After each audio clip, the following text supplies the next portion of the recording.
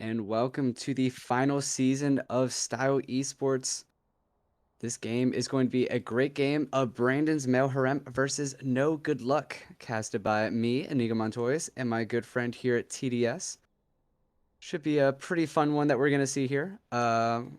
We've looked at some of these teams, and it's definitely an interesting matchup that we have here. A lot of good picks going over to the side of No Good Luck, sitting at 3-3 right now. So they need these last two games for the playoffs. While we also have Brandon's Male Harem sitting at 6-7, but they do have a lot of switching around. Sub top lane, whereas they also have a lot of interesting champions and players going into their different roles here. So not a lot of champion comfort on that team, but what do you think here? Well, at least it should be a good diverse roster to try and look into, right? Because if you don't have like predetermined champions to be ready for, like you may not be completely ready to go against this sort of team. And I think that's a strength that maybe Brandon can play around with. The issue is that also if those champions are not strong enough, then it doesn't really matter because usually meta champions should be able to outdo almost all other champions apart from certain picks that people don't tend to play. And I think that that's a worry on its own. Yeah, and it's definitely going to be a little bit interesting to be able to see how these players move around with their champion pools, especially some of these players such as I believe No Good Luck. They do have a sub support for this game, so not too sure about the Katarina playing in this game. Uh, but should be an interesting one to be able to see. My main look is definitely going to be on Brandon's male harem, just being able to see what champions they pull out, especially in that bot lane with no real ADCs really on the field for them. But now we're starting to get some of these bans on way. Vladimir being taken away from the side of No Good Luck, while Zach is being taken away from BMH. And already pretty specific champion bands coming in. Sag a little bit more mainstream as of recently because people have begun to play him around with that champion. But Vladimir, really specific. The Bel'Veth potentially being covered here, potentially getting banned and getting banned specific champions that you have to be ready for against certain players. But it's fun seeing the variety coming in the bands first and foremost, and then maybe in the picks as well. Because we had a pretty defined meta, so having this sort of variations is always exciting to see. Yeah, definitely. And Barden, the ADC for Brandon's side, Ezreal was the really mainly ADC that he had been playing. So with that being taken out, I expect to see some type of trick bot lane that they're going to be putting out here. Am definitely looking that way, seeing what they can pull out, since he does have a lot of champions on the other sides. Brand being taken away, and so Vi. So two junglers being taken away from Orbitrap, or I'm sorry, from Beaky here. Two of those main players that he uses, and Mordekaiser being picked even after the 13.1B ban, or sorry, nerfs to him. They're still pulling that out. Surprising to see the Mordekaiser being first pick. Not fully against the champion because I do think that there's spots where he can work out, but as a first pick blindly into a lot of other champions seems really risky. You can still try and flex it out, right? So it's not like you're forced to take it into either the top lane or the jungle, but it's a champion that I feel like it's a strength right now. It's not compared to it was previously, and you still have to be smart about where you pick it. The Jax, on the other hand, a pretty straightforward champion, can be blind picked, can be counterpicked. It's a really effective champion in this current meta, and I'm not surprised to see it picked here. Yeah, if we do see that Mordekaiser going top, knowing this top lane matchup, Jax does win it pretty heavily once they start getting towards that level 6, since Mordekaiser just locks himself in with a Jax who now gets that fully upgraded extra ability, those extra stats. So if that Mordekaiser does go top, it might be a bit difficult for him to be able to play this match out in. So we might have to look at that going towards the jungle, but especially with these new nerfs, it would be a little bit questionable to be able to see that out. And we do have that Ash. So the Ash support, or sorry, not Ash support necessarily, but definitely a question of either Ash ADC or support here. Exactly. There's still options to try and take the Ash somewhere else, but the Ash support is the much more straightforward one and the one where we typically see in the champion. Twitch, I was expecting it to be potentially a support as well, but with Thresh being picked, it's now pretty obvious that it's going to be the Twitch in the AD carry position, and then you have the Thresh. A champion combination that we haven't seen much, but we were expecting something tricky coming in from the side of Brandon. Yeah, Twitch Thresh definitely being a very heavy engage type of composition there. Twitch with that early damage Hail of Blades, and Thresh just being able to get those early hooks. Once they hit that level 2, also getting that flay back with the slow. So one of those lanes where they're just going to have to be playing very, very careful with that Ashe Varus now being locked in on the side of no good luck. So like we were saying, Ashe is going to be the support into this matchup. And Thresh is, we will have to look to see if he can hit these hooks and maybe get that Twitch into that very early lead early on and maybe see some of those roams later. And that really is a bot lane that I'm surprised to see getting picked, if I'm honest. Not because it's bad, but because Ash Barris is a thing, Heimerdinger as well as a support is a thing. So going against poke heavy bot lanes, it's such a hard thing for champions like the Thresh, like Twitch, that don't have the best of ranges. And if you don't commit yourself well enough, you can just get traded on really effectively. So kind of scared already down there. Looking at the bans, by the way, a lot of jungle attention, a lot of attention towards the ending, which Ooh, we were kind of expecting it, but kind of surprised to see it ban away. And then Mr. Tree himself, the yeah. tree that nobody likes, better said. Orbitrap definitely having a lot, or sorry. Uh, Beaky definitely having, I'm pretty sure he had a good few games on Ivern here. Uh, so it definitely is a good little pick to see.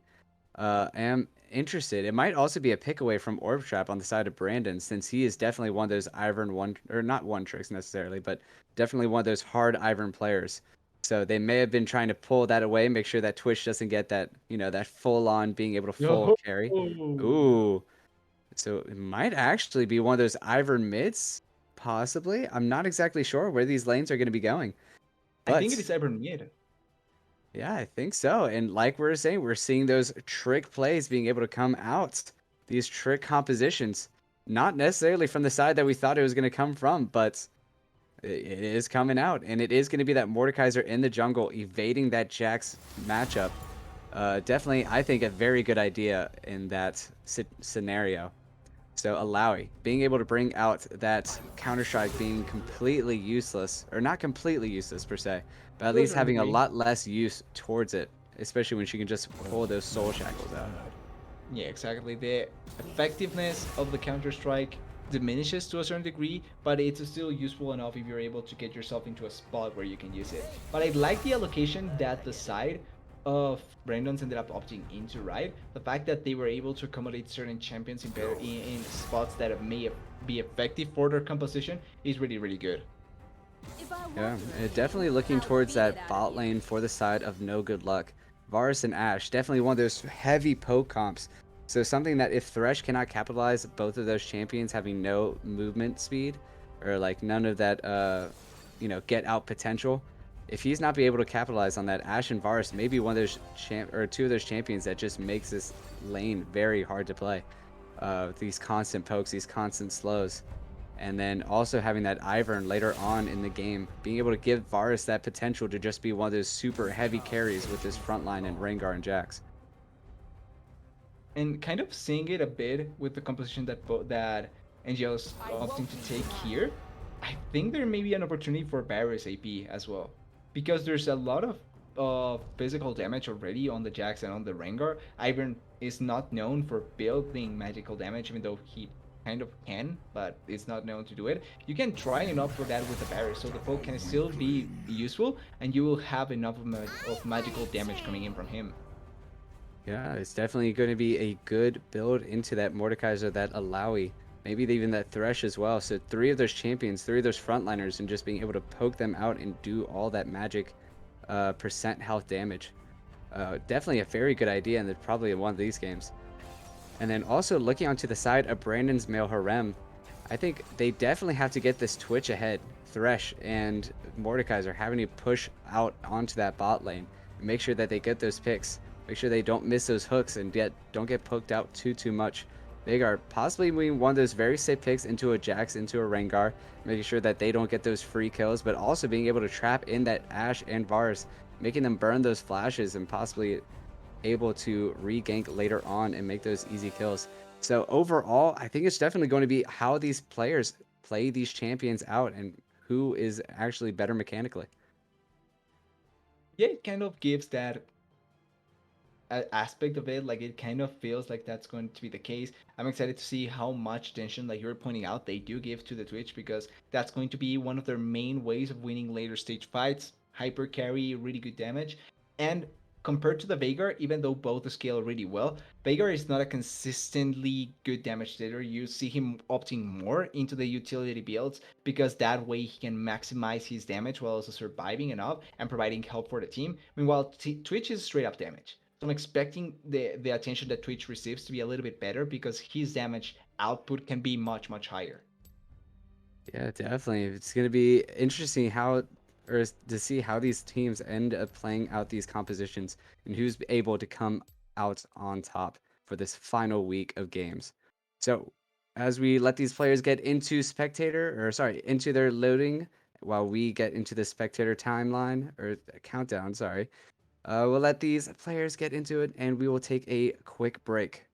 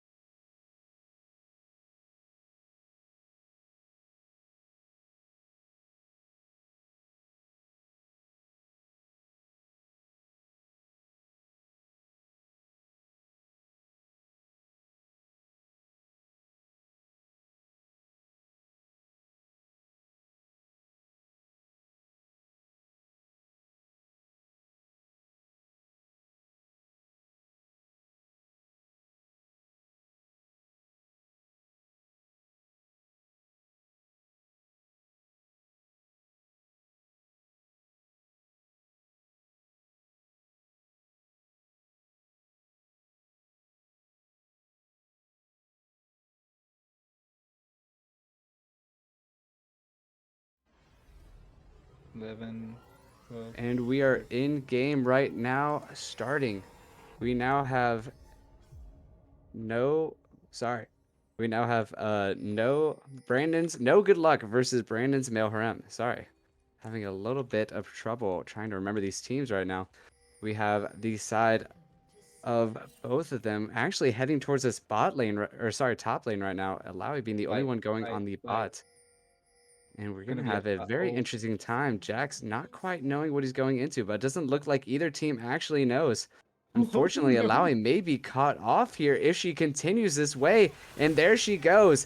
Actually ends up being the first blood, and Captain Kozer ends up being the final receiver of that 400 gold early on. But Jax, not knowing as well that that was coming, no one ends up flashing over for him. Twitch actually going over now may end up being the kill going towards his lane. If he can't get out, looks like he's just going to be trying to run away, and the kill will actually end up going over to Twitch right now. The amount of A time great, that Adam wastes is not bad, but I gotta say, like the first idea is good. I don't know why they decided to then separate like that. I feel like you yeah. have to still respect the potential. I think it was one of those items in where they just didn't expect the other team to be doing the same exact track. So Jax was just going to try and go back to lane, but then ends up paying with his life for that decision. And now both top laners having one kill on their hands, neither of them receiving the gold. Probably some of the gold ends up going onto Rengar, some going onto Barden on this Twitch, and a TP being being pulled away from Rare Adam. So definitely a good start from the side of Brandon's male harems. 100%, because realistically, even though the first blood did go to the red side, they did the losing the teleport and the flash from the Jax is much worse than losing that gold. And it also went to the Twitch, so in reality, the value that the blue team gets is way higher in comparison. Now, it may still not be enough, I think, just because of how certain dynamics may go, but it's something to keep in mind. I think Adam flashing over the wall instead of towards his team probably a really bad decision. Yeah, it did burn this flash away from Goblin Barden there, but definitely the kill going over his way made up for that burn flash. So it Exactly. is definitely Oh, going to be one of those bot lanes now that they do have to play a little bit safer and not having that special summoner, that cleanse actually being burned away early on, not even woo! wanting to deal with it. Veigar taking a lot of damage away from this Rengar, and he may end up dying, but the flash not being burned from Rengar, not thinking he had enough damage for it. And he will end up living with his life, burning that flash away, but he does still have TP in case he wants to burn to turn back. Does have TP, but this is a situation where now you may just repeat gank the Faker consistently without flash. You still will get the bushes, you still will get the potential gems for the Rengar, and he still has flash. So you know that there's an opportunity for this Rengar to just pile drive on top of the Veigar as much as possible. It looks like Rengar is going to be looking towards that mid lane, just backing now until Veigar shows his face again, which will end up not happening. But we also did not talk about this combo of Rengar and Ivern. Ivern just being able to make these bushes and Rengar getting these Exactly. extra jumps, these extra leaps away, which is one of the reasons why Veigar almost ended up falling there, having to flash away because he got stunned up, but he got stunned up inside the bush, so it didn't really matter being able to gap close like that. If you wait long enough and you have enough of a CC duration to allow for the Rengar to jump again, it doesn't matter if you're able to stun him. You're going to get jumped on immediately after that, and that's why he has to burn the flash like that. It still didn't net them the kill, but it's something to keep our eyes on, especially when we get towards the later fights, because the reset potential for this Rengar is so high with this Iron. Yeah, and now with that first kill, being able to get those two long swords back, he definitely has a strong advantage in this damage department into this Veigar. I say into this Veigar because I assume Rengar is just going to be continuing over and over into that lane, making sure that Ivern is able to get some of these assists, get that gold. And now we have a little bit of pause happening. And yeah, we're just going to be chilling out real quick. So yeah, like we were saying, Rengar having that little early advantage with that kill, just getting him those two long swords and really propelling him towards that first item that he's going to be going for. I'm guessing it has to be lethality, right? I wouldn't. Would he opt into Gourd Drinker for the survivability? But I feel like against Twitch and Veigar makes sense to have more damage to kill people. He probably will end up going towards a revive or that lethality build, like you were saying. These two longswords probably leading into a serrated dirk to be the first item that he gets. Uh, but yeah, this Vagar and this Twitch are both gonna have to live in a little bit of fear for their lives, especially when that level 6 comes out and these lanes 100%. just become a little bit longer, a little bit more scary as this Rengar starts padding the stats and getting that KDA up, those items into his inventory.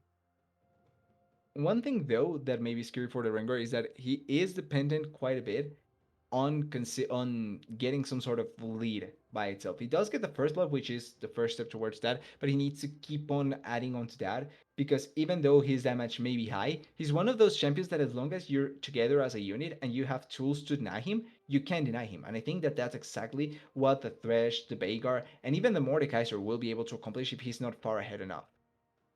Yeah, he will have to be able to be that super big carry. I'm not exactly sure about the interaction in between the Rengar cleanse and the Mordekaiser.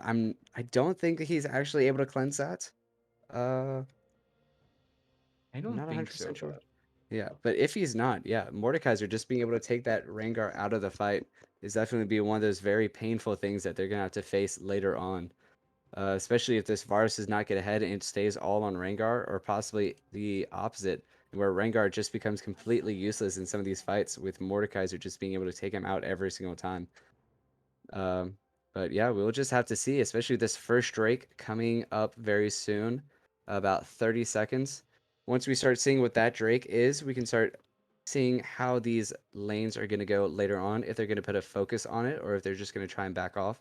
Some of these ocean souls, these mountain drakes being very, or sorry, mountain souls being very important later on in the game, and may change how these teams end up trying to push these objectives. well, most people actually do end up focusing the drakes just because of the value of the drakes, but I do think that sometimes it's over going for them instead of just respecting the actual value of them, right?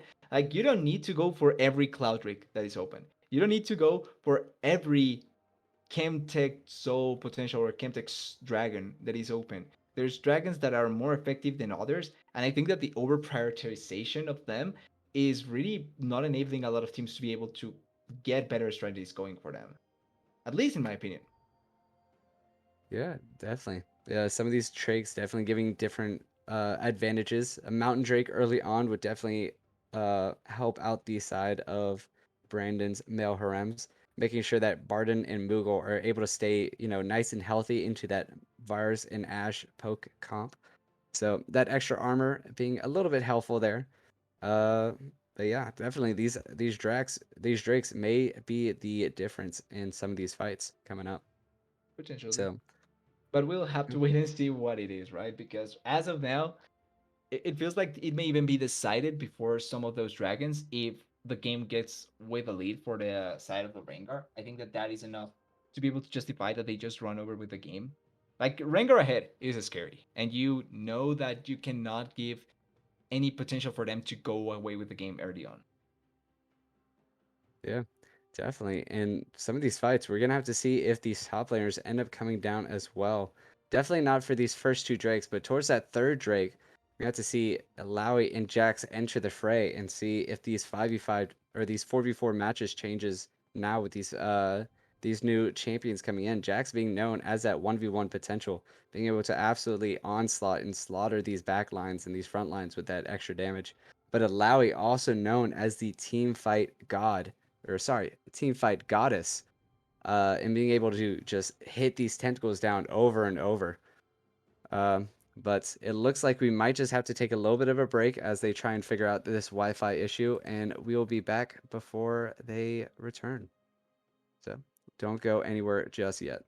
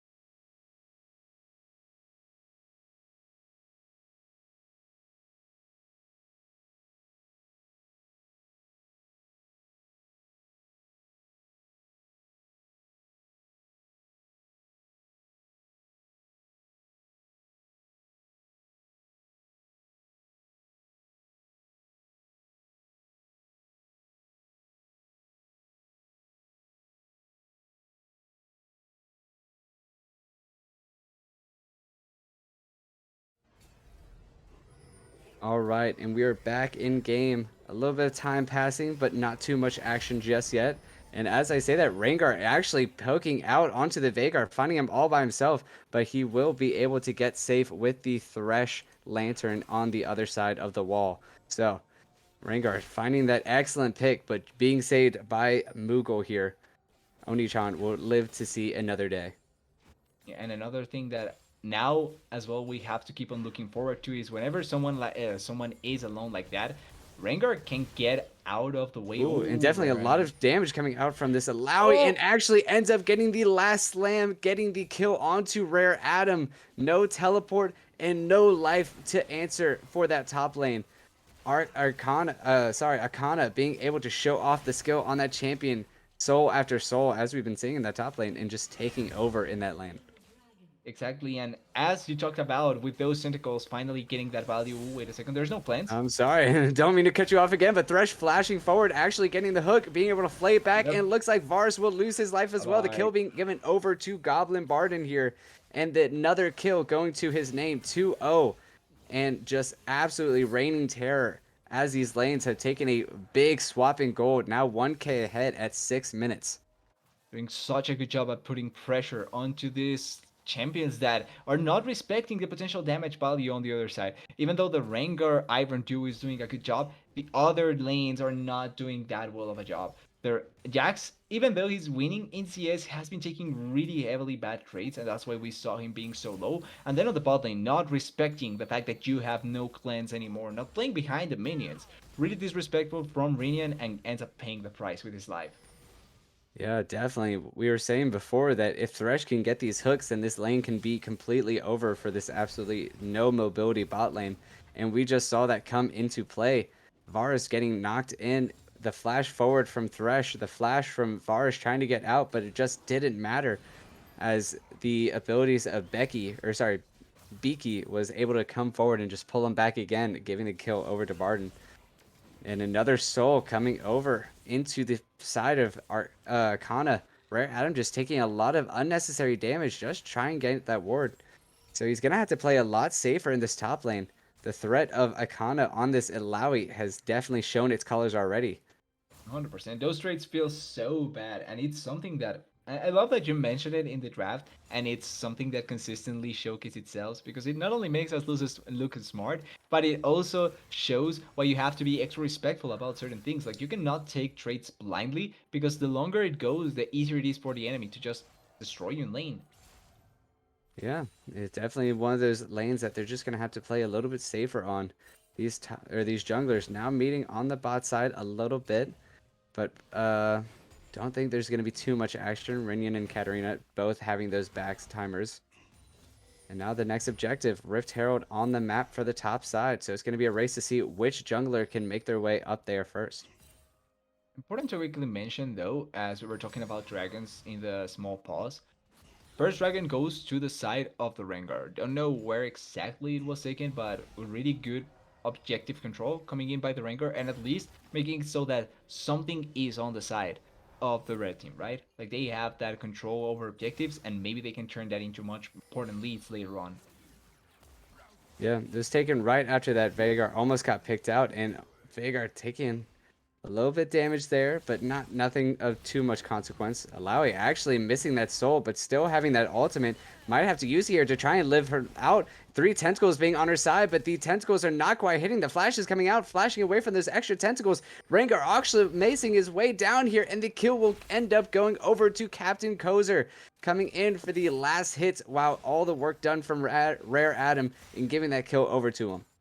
And that's the other side of the coin, where you don't respect. Oh, wait a second, Rinian. Oh, but here we have Beaky getting the pick onto Rinian. No mobility and no life after his game. The kill ends up going over to Goblin Barden. Completely Brandon's male harem truly coming out of here. All the kills going over to this carry. Even inside of Mordekaiser's ult, the Realm of Death actually just meant a death later on in the game. I honestly really like to see that coming in from Beaky. You don't need that kill. You don't get any value or any big value from that kill. But giving it to your Twitch that is already 2-0, now 3-0 thanks to that kill, is so nice for the team overall. Oh, Yeah, another pick coming out of the Karina, side of Moogle, ooh. actually getting that hook and ends up getting out with his life as well. Another kill onto the side of Goblin Barden. Like we said earlier, being the massive carry onto the side of Brandon's male harem, really showing off that team name. We do have to point out that Rift did end up going to the side of Captain Kozer from that top lane pay, but this Drake coming out, now 4 kills onto Twitch, will definitely be a much bigger skirmish to be able to see. These teleports coming out from both top laners as well for the fight as well. They 100% made the most out of the fact that they got the early picks and the early trades off of Ooh, that. but I got to see Now, Akana ooh, actually being caught under turret, taking half her health before it even starts, and Captain Kozer coming in to take that kill as well. So now we have 2 massive carries on both sides. Captain Kozer's 3-0 and Goblin Barden at 4-0.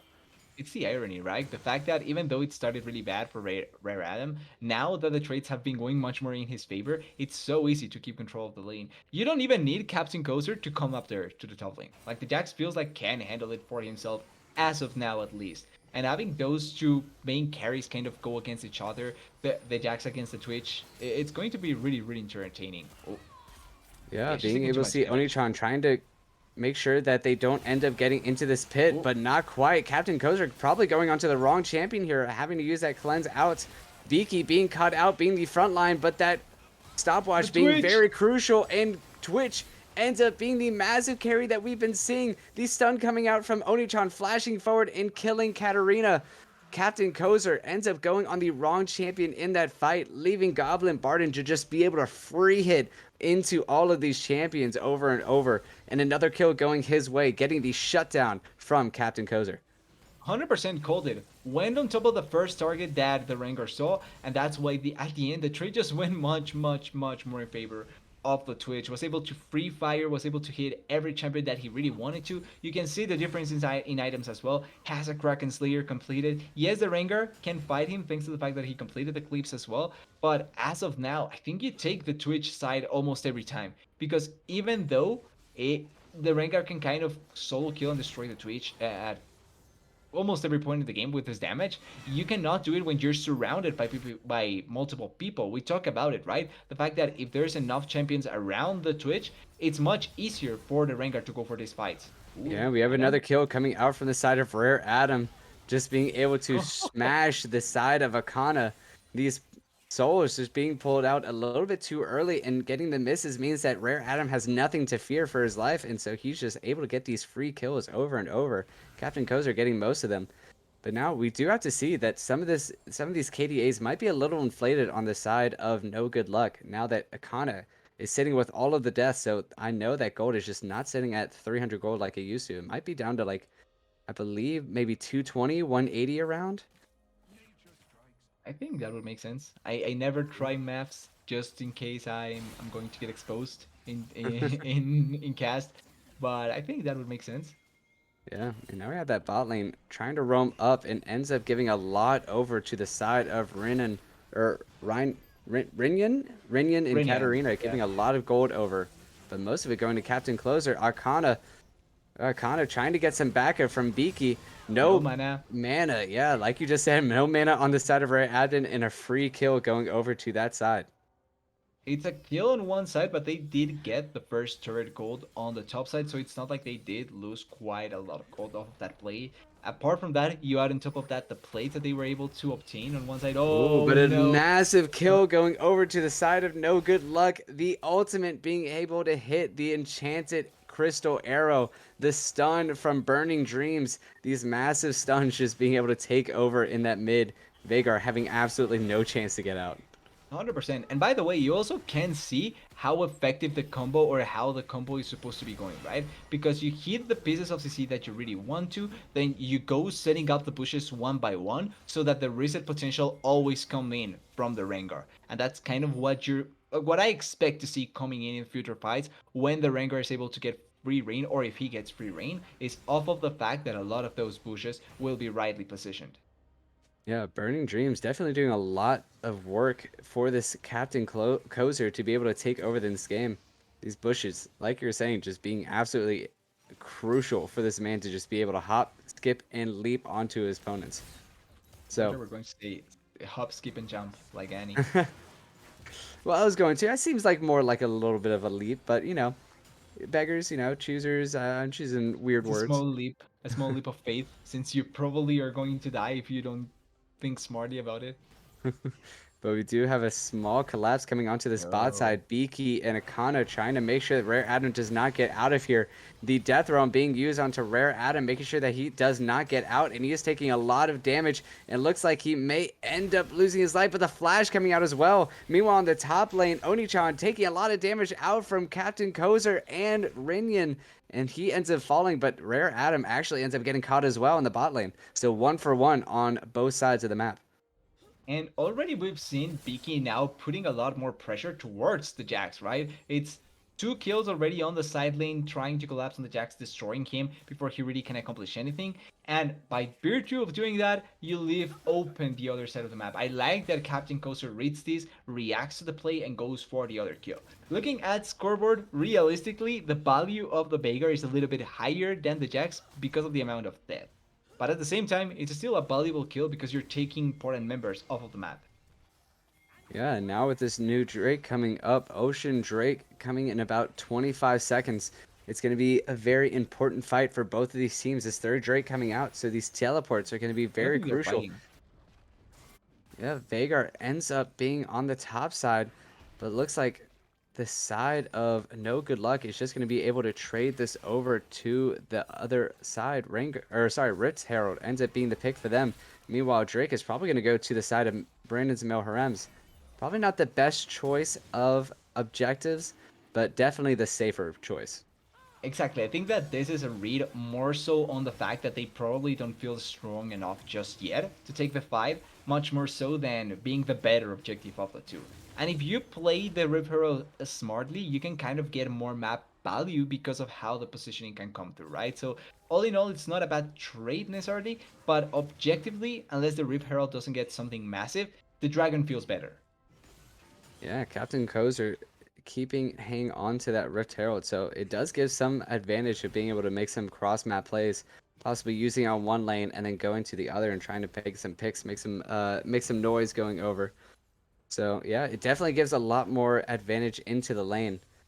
And we will have to see how they end up using it out. Probably not in the bot lane, but maybe in this mid lane, trying to break that turret and give them a lot more ability to move around the map. Already realizing the potential of another collapse, and Rare Autumn runs away effectively. I think they probably would have liked to have to give it to Rare Adam much more so than it being on Captain Kozer, because realistically, the one that gets the most value would be Rare Adam on the Jax. He will be quite heavily on the side lane if there's ever a 1v1 scenario where he wins against the Ilaoi. That can be a couple of turrets, even inhibitor push. But without it doesn't feel that good to try and lay it down for him before. Wait a second. Ooh, but there's a massive fight. Akana actually ends up getting the soul and it ends Ooh. up a lot of damage onto Rare Adam. He's going to have to be very careful. Captain Kozer ends up sitting in the bush there, and it will end up being a back off from Akana.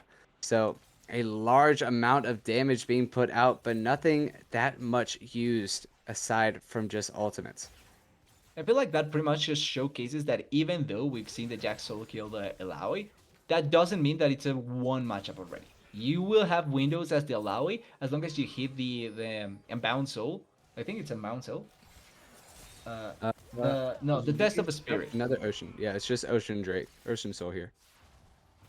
Oh, that was close. Ooh, an almost pick coming out from Onichan and Beaky there in that mid lane, but not quite.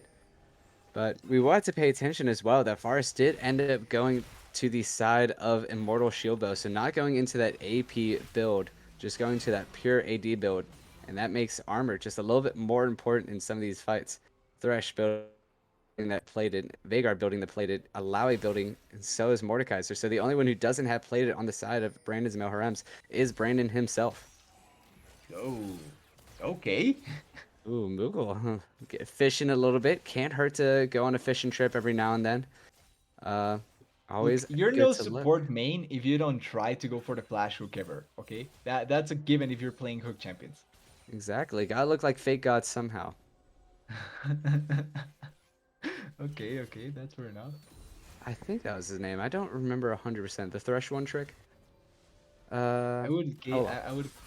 Oh Ooh, but wait. Katarina ends up getting caught out here, and the hook hits. So the fishing trip is successful, but it may end up being very important for Goblin to Oh, try to live here, but not quite enough. Captain Kozer trying to lock in, but doesn't know that he is actually the target in this fight. Goblin Barden getting a massive bounty on the side of Captain Kozer here, and ends up being a good trade on the other side. Flash being burned only to flash into his death. this Twitch is going to be a big issue for the side of NG. They are giving him kills that shouldn't be given. Like Piash dying in that position wasn't good, and same for the Rengar. Even though they were collapsing for a play, their overcommitment is the worst part of all of that. I understand the idea that you want to kill the Twitch, but you cannot just throw bodies and expect it to go fine because that's not going to work out. And just as we saw, they get punished to give so much gold to this Twitch right now. Has 9,000 gold on his side, completes the Blade of the Ring King, still has enough gold, or still has a lot of potential gold coming up for him when he completes the call. So it's a lot of value that you're giving up for free, realistically. Yeah, now Drink coming out in 55 seconds. It doesn't look like there's going to be too much of a chance for the side of No Good Luck being able to recapture some of that gold back. But we do have to point out, Twitch is the one who got both shutdowns onto Captain Closer whenever he had Exactly. them. 300 gold going over the first time, 150 the second time. So although he is 7-0, there is an extra 450 gold that is unaccounted for in some of these fights. Ooh, Moogle going on a little bit of fishing chip. Goblin Barton also as well, trying to hit over the wall, but not quite. But it looks like there's going to be a lot of damage coming out from Burning Dreams here, but just not enough to make the difference, especially with some of these shields coming out. Oh, But Ash is dead. Katarina Bye ends up bye. getting caught out, trying to flash out, but it I doesn't told matter you. any. Captain Closer trying to save his life, and it will end up possibly costing his own, but not quite. Yeah, the Merc Treads ends up being the difference there, but Rare Adam finally making his show. Captain Closer trying to make it as well, but We have enough Brandon is damage. still Oh healthy, and no. all the health bars on the side of No Good Luck, showing that name, No Good Luck, in trying to kill this Twitch. And it's just a massacre going over to the side of Brandon's male harems. A lot of these health bars not necessarily getting the kills, but getting them low enough to secure this Drake. And we're seeing the biggest issue that right now the set of NG is running with. The fact that they don't have enough damage to close out some of these kills. You pointed it out perfectly. There's so much armor already on the side of Randons. The only one that doesn't have is the one that will be dealing huge amounts of damage, and he's already far ahead. So if he gets collapsed on, he probably is dead, and that's the job of the team. But the rest, everyone has armor, has some way to survive. So as long as you don't get enough damage on the side of NG, you're never going to be able to fight accordingly. And I don't know how long it's going to take, because right now Barris is behind. Ash opted into physical damage, which means that she's not going to have enough of a spot to go for the damage there. Oh, Yeah, Onichan actually getting slowed down by this that's a flash Katarina kill. and by this Burning Dreams. Not quite having the damage, but just slowing them down enough for Rare Adam to end up taking that kill there. But yeah, Yeah, as thankfully you're they have saying, a been lot slow. of armor coming out from the side of Brandon, so it's making it so much harder for No Good Luck to actually get out some of this extra damage that Ash going into the Umbral Glaive instead of that support item. So just a lot of missing damage coming out from No Good Luck. Particularly this game where you kind of have to support the rest of the team much more effectively than just to clean up certain items. You need to opt into some of that much more AP damage based dash. Like you cannot depend on the Jax being the magic damage threat because he has some, but it's very little in reality. Oh, I also have to apologize as well. I thought it was Ocean Soul, but it looks like it's going to be Kempuck, I Yeah, think. it's Chemtech. It's the issue Yeah, with the riot with the client, sadly. yeah. Have to forgive my side on that. But yeah. Do you see a way for the side of No Good Luck to come back from this deficit that they have? Although it's not big in gold, it is definitely big on the carries. So Jax is still a strong enough champion if he gets the potential to get into 1v1s consistently and win them out. Rengar can still solo kill a lot of these squishy champions on the side of Brandon. Like the Twitch can still get killed really effectively Yeah. by the Twitch. But the The issue Crystal will be Arrow getting with ends up him. coming out. Rare Adam is trying to make his Ooh, way into the pit, and so does Captain Closer, putting a lot of threat onto Goblin, but Beaky ends up Harem getting is that dead ultimate down though, to Rare he's Adam, and Captain Closer is trying to go for Bard, and they dead. end up getting that champion, but it looks like it will take one of their lives, possibly two of them as well, to get that kill. There he goes. Burning Dreams being the next target, trying to kill Akana, and ends up killing him with the shield going off. But it looks like it will cost him his life as well. And Katarina trying to Yep. escape, but Moogle, an absolute sniper with these hooks. 5 for 2 onto the side of Brandon's male harems, getting that massive lead. 3 of these champions going forward, and that mid lane turret looking real juicy right now. The good thing though is that they did kill the Twitch in this fight, so they did get a huge bounty onto the Barrers as well. Not a bad influx of gold going into the AD carry, as well as the fact that they did stop the Baron going down. Yes, they lost the team fight. Yes, they may lose this mid lane turret, but I think that for what the side of NG had previously, this is probably one of the better traits that they could have hoped for. They still kill the main carry, they still stop the main objective, and they still have a hope for trying to survive in this game. But it took them everything to be able to kill this Twitch, and it almost didn't happen. Yeah, 1,000 gold going over to the side of Varus there. Ooh, the Crystal Heart ends up hitting the target of Onichan. And it looks like it will possibly lead to his death. It didn't get Not in the quite, as bush. Rengar is trying to get into the way. The ultimate coming out, and looks like he will possibly find his target. The Zanya is coming out as well, so Oh, the he will just bait. have to flash out empty-handed, trying to get that kill, but not quite making it. Meanwhile, Akana getting that ultimate, getting that spirit, and gets a lot of hits coming out from these tentacles. It's going to be very close, but it looks like it will Ooh. be on top of Rare Adam, getting that massive amounts of damage, not even worrying about trying to kite around, just trying to hit as much as he can, and he will possibly get out Too with the fast. pullback being taken out from Beaky's. Ooh, but the Smite Slow ends up Oh, hitting it as well. Meanwhile, Barden ends up being the target mid lane. I'm not quite sure what happened there. I have to assume, Asharo. yeah. Well, Rinyan hitting his ultimate Ash Arrow, yeah. Crystal Heart, or Crystal Arrow hitting that too. The 2 of these ultimates coming out, making sure that Barden is not able to move at all. Meanwhile, Captain Closer being caught off a little bit. How is Rare Adam still Rare alive, by Adam the trying to way? kill this Beaky, and it looks like he might be very close. Ooh, oh, he gets the kill in the end. It was so close, but the fight continues as Beaky ends up dying as well. Ooh, Anutan ends up trading back onto the Varus, so that definitely 2 of those massive DPS dealers ends up keeping no good luck away from that Baron.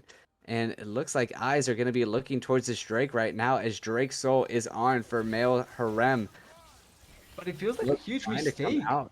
They didn't take it when the Twitch was down. Twitch is back up alive. They have more damage. I feel on the side of Brendan. Yeah, the hook coming Oh, out from Moogle and them find trying to out. get these kills. The Ash Arrow ends up missing. Captain Closure being caught in, but it looks like he will get hooked again. And these dives just not being quite the He's best, but he still will alive end up though. living. These massive heals coming out from Captain Closer, these cleanses, and it's just absolutely horrendous. They're trying to do the damage, but they just don't have Oh enough to be able to no. kill Captain Closer all by themselves. It's still going to be so though. Yeah, it's going to be very close. Oh, Rare Adam standing on the side, so it's going to be a 5v5 again. Captain Kozer looking for that Twitch, making sure that have he to is rush not him. able to do the same thing as he's been doing before. The hook missing right now. Beaky trying to get this fight into the pit. Twitch ends Oh, up Twitch killing kills. Katarina, and the Drake ends up going to the side of no good luck, so some luck going their way as well. Captain Kozer trying to get these pills, but not quite able to dodge away from the damage of Brandon's male harem, and it looks like it may be a mid inhib coming down on no good luck here. So they I think do it's get going the to be turret in the Baron. end, but they end up losing 3 lives for none and possibly that inhib. 100%. They have the damage on their side. They have the champions to survive this. They even have the destroyer into the turret just to be able to clean it up. Are they going to Yeah. force more? And with some of these timers, it looked like they might actually Ooh, try and force this end if they can get some of these picks off. this is way too Varus, risky Ash, though. and Ivern. Not quite the best attack damage, but it looks like they're going to be able to clear the minions off enough to be able to dissuade the side of Brandon's Mel Harem from going for that turret, or those turrets. Possibly trying Okay, to lay down some of those wards on the top side for this Baron later on.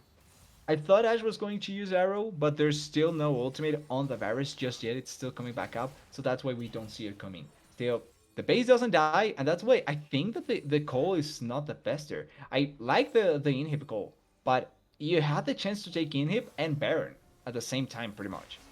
So I feel like it's a missed opportunity now on the side of Brandon, and this gives a potential out for NG. They still are not out. Yes, they are behind quite a bit, but Yeah, with the Baron is resetting still of an option. Brandon, it looks like it's just going to be It's just almost a in free base. We can Baron rush for the this. side of No Good Luck. Alawi trying to make his way over Onichan as well, but doesn't look like they're going to be in time to be able to stop this on point with Beaky. Drake ends up falling and 3 members being stuck in the pit. They will be able to clean out a few. These heals, these backs actually coming out from Katarina ends up getting out. Captain Kozer ends up trying to escape. He might be able to. The I damage think he's coming dead. out from Brandon, it just is too much.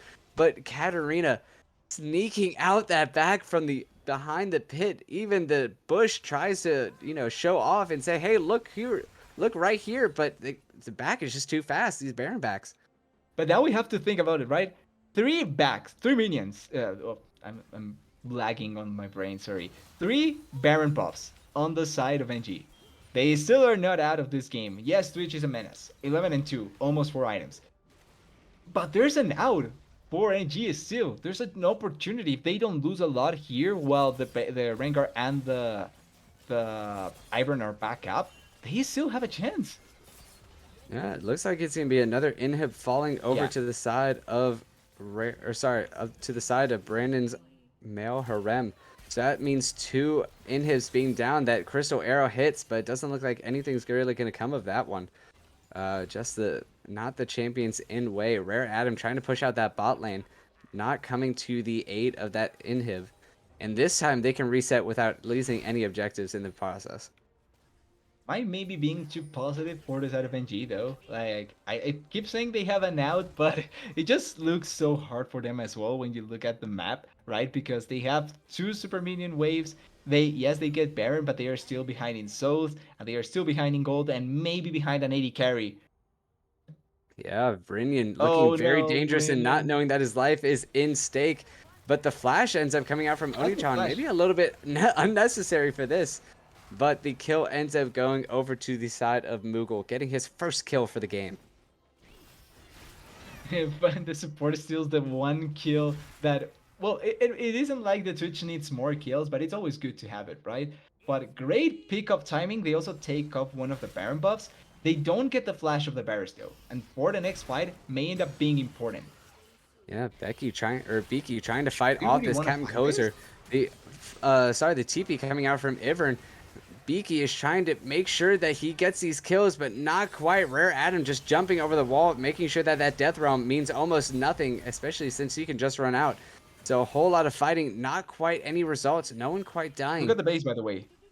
Yeah, these siege minions actually going into the mid lane, starting to hit it. A teleport coming out from Vagar, so it looks like they want to commit towards this kill of the I turrets, think but it's too he late doesn't know though. that he is now outnumbered. 2 members being coming back, and he has absolutely no support. That teleport going in, this Drake up in 25, the side of No Good Luck will be able to But everyone is reset, a make thing. sure they clean this base up, and now this Drake is going to be a 4v5 possibly. Okay, do you think they fight it? Rengar is coming on the side, so maybe gets collapsed in. Ooh, Katarina Oh actually no, is getting Katarina. caught out as well, Bye so the bye. 4v5 turns back into a 4v4. Rare Adam trying to TP from behind, but it doesn't look like it's going to be much, except for just being there whenever it comes in. But he ends up getting the stun onto Moogle, Twitch is onto untouched. Beaky, but a lot of damage coming out onto Rare Adam. Captain Kozer trying to live out, and he will die as Twitch well. is So those 2 untouched. members trying to make something out for their team end up being the 2 members to fall for it instead. It's going to be so for the side of Brandon. They saw Champion, they tried to kill Champion, but Twitch is the menace, not the Mordekaiser, not the Thresh. They confused the T champions here because they opted for the Thresh instead of the Twitch, and at the end they pay the price. It's going to be so. It's going to be a really difficult game to try and come back for Ferengi, and I feel like we're bound to see in a couple of minutes the side of Brandon finally closing out this game. Yeah, it's definitely going to be a lot harder now with this soul coming out. So we're just going to have to see if the side of No Good Luck can make these picks.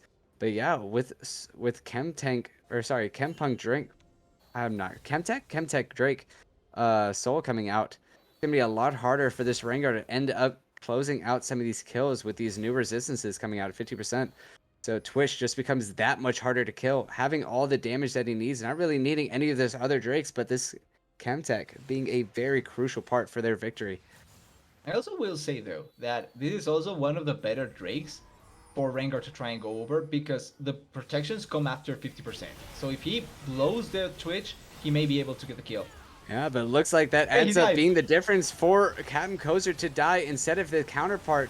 Rinyan in Burning Rinian, Dreams trying to make Rinian. their way out, but just too much damage coming. Onichan ends up making his way out. We're talking all about Goblin Barden, but we're not looking at Onichan getting that Rabadons, getting some of those extra AP items. Now 9 stacks on that Dark Seal, and that might be the game going over their way if Onichan doesn't keep tanking up some of these turret shots. Now a It's base defense 100% having to on come Rare out Adam. from Rare Adam and Katarina. Or maybe the Ash pokes enough that they just lose enough health that they cannot close out the game. But it feels like that's not going to happen. They have way too much health bars. Like, look at that, negative damage. Ooh, Rare Adam almost getting that kill, but Onichan getting the Zombies off just in time. Rare Adam still trying to get these kills. Beaky being the next person he is going for into this Rare this Adam. death realm, but it looks like the better player will be Rengar is out Beaky though. in this. But yeah, these death timers are getting real short as like the base goes on even longer, and it looks like it will live to see another day. Oh no, Katarina and Akana! Rare Adam doing just enough. Akana trying to do a lot in the back as the team tries to get away. Onichan ends up falling as well, giving over a massive bounty to the side of Katarina, and looks like a 1-for-1 on the way out of that will end up being the case. How did they not close out the game is surprising, but Rare Adam accomplishes to salvage the game at least for a bit more. It's still on the thread of being a game done, and they have the Baron buff now to potentially close out the game on the side of Brandon. Should be a free Baron. I don't think how they contest this. Yeah, like you were saying earlier, Rare Adam being able to get some of these kills. He got a 3-man stun in that Yep. fight.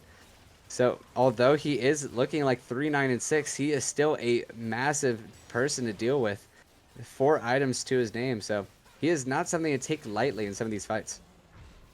But now comes the biggest hurdle. Soul plus Baron. At least until there is Soul. I mean, Elder plus Baron. That's the biggest hurdle.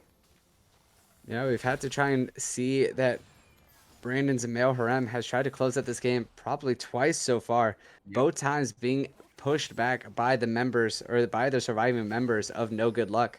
So it will be interesting to see if they can actually close out this game. Possibly a little bit of the nerves coming in, being able to close out this last Nexus turret and possibly the Nexus itself. This base defense ends up being very close as they push out this mid lane. I think we're going to see a fight here. I think they want to try and close out the game now. Yeah, it's going to be a good 5v5. And right now, this inhib ends up being the first target, seeing if they're possibly going to go for that top inhib, and it looks like they will. All evade or all looking like they're going to go Arrow? in, but Onichan ends up getting pushed out. The Zandia is coming, Oh, but the the hook hook! coming onto Captain Kozer, getting stunned. A 3-4-man stun no! into that cage, and absolutely That's it. horrendous for the side of No Good Luck. No Good Luck trying to get out of this game. It looks like they may get out, but just with an L right next to it. 3 members end up dying. Captain Kozer ends up being one of the members out, but not for long. It looks like, oh, sorry, that was his clone. Or sorry, that was his spirit. But the Nexus will fall to the side of Brandon. 1-0 onto their side. And you could say that his spirit was pulled out and killed because just like that, the game didn't. So I think that it affect him quite a bit. But at the end, it's Brandon being able to close out the game, utilize the lead that they got really early on, and just destroy the side of NG as effectively as possible. Yes, they didn't close out the game cleanly, but they did get the lead. They did play it out with that, and they did get the win, which at the end of the day is what matters the most. Yeah, it was a very close game in that mid lane. But as it just continued on this Twitch, Brandon, or sorry, I'm not sure if Barden is Brandon, but at least Barden is one of these players where it didn't matter. Thresh, Moogle just being able to kite back and make sure that his AD carry stays alive. Some of these threats, like Onichan, being able to kite back as well, but also being able to be some of those massive engages, especially in that last fight, getting 4 people inside of that cage. Varus and Ash having absolutely no chance Ivern as well, and even Captain Kozer being caught into the cage as well, having to back up early. And it's just some of these, Exactly. yeah, these massive stuns being able to come out and make the team fight differences. It's I would say it's kind of the small differences that were felt, but it also was a lot on how the game developed in itself because the lead that they had was used correctly, in my eyes at least, on the side of Brandon. Yes, there were mistakes here and there, but the way that they used the lead was the most effective one. They kept on giving resources to the main carry, which is the Twitch. And even though he died, a lot of times they committed everything to killing the Twitch. And that meant that the fight was easier to win for the side of Brandon. Yeah, definitely. And as we wait for this next game to get on, we're going to take a small pause. So far, Brandon's male harem 1-0 against their counterparts. No good luck.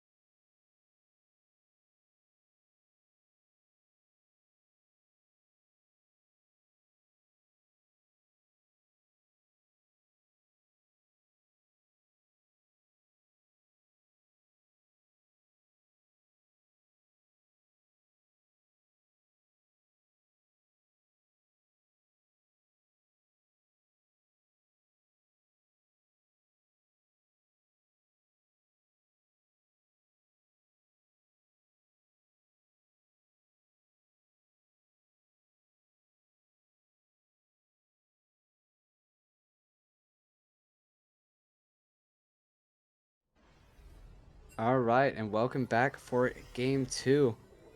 We're going to have a great time being able to see these teams play out. It looks like No Good Luck has opted to take the blue side, so we're going to have a switch of sides for this game. And we will be able to see which team ends up coming out on top. After the first game, I'm excited to see how it goes. It wasn't necessarily a huge stomp, right? Because even though there was a lead for uh, for BMH, I'm sorry for lacking on the name, Brandon's team. Yep, they didn't really like hugely exploit it. They exploited it, but not enough. So I think that NGL does have a chance to really showcase themselves. I think they are strong enough of a team to really pull it off. And if they get the lead this time around, I want to see if they can try and pull off the game. First ban though, the Twitch. Yeah, first bank, that Twitch just not wanting to play into that again. But they do have to worry about some of these other hyper carries that they may be able to pick out, like this Kog'Maw, or maybe some other like very hyper aggro champions, like maybe Samira possibly. But Mordekaiser are also being thrown out, not wanting to be able to see that on the other side. Thresh being banned, so that bot lane is not going to be seen again in any way, shape, or form. Vladimir and Ezreal also being taken away. I like the respect. I'm surprised to see that they banned both champions, but I think the respect is deserved after how it went in the previous game. That may mean that we have a more traditional bot lane pairing. By traditional, I mean more meta related bot lane pairing, but it's also Brandon, so maybe they pull off another surprise. Yeah, we want to care a little bit just because some of these champions do have very interesting, very similar champions to them. So Thresh Yeah. has Blitzcrank, he has Nautilus, some of these other very good hook champions, as well as Twitch having not the only hyper carry in the game. You can also go the way of Varus, who also has that range, possibly a Tristana. You can have, or if you go super hyper carry, Kog'Maw, like I said earlier. But with these bans coming out, that does leave open the Zac, which is going to be picked up as well in Alawi. So a rematch in that Alawi, except this time it's going to be the Cassante for the side of No Good Luck instead of that rare Adam Jax.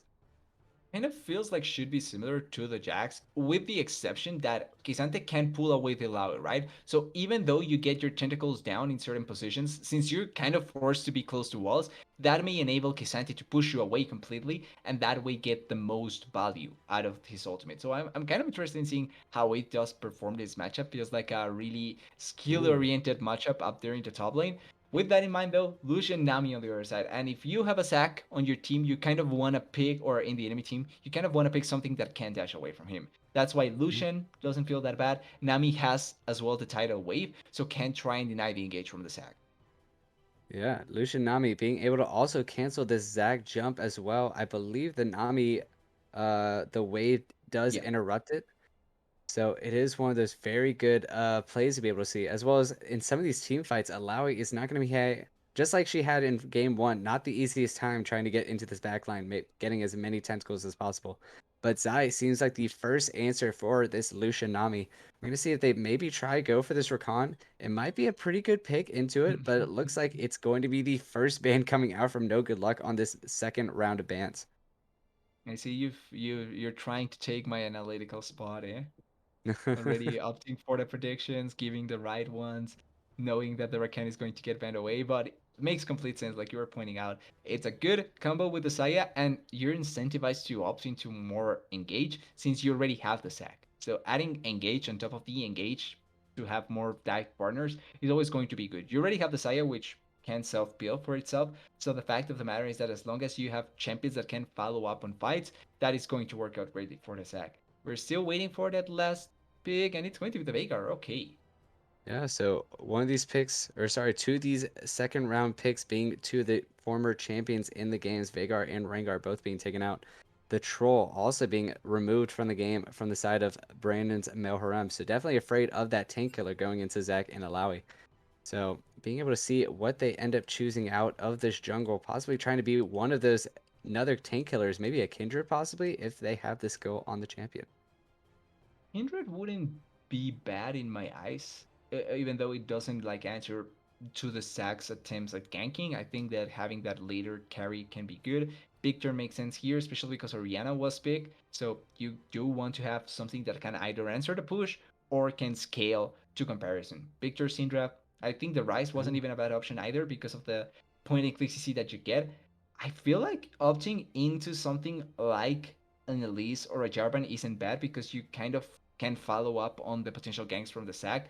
But the other side of the coin would be to have more potential in late game prowess. So that's why opting into a more farming style jungler wouldn't be bad. I think Kindred would be probably the best option. Hecarim, I think probably a second one.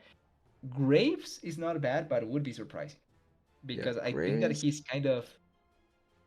kind of a risky pick at this point in the game, in this point in the meta, in my eye. Yeah, Graves is definitely a very interesting pick for this game, especially with the amount of range that they have. So he's definitely having to go into these fights.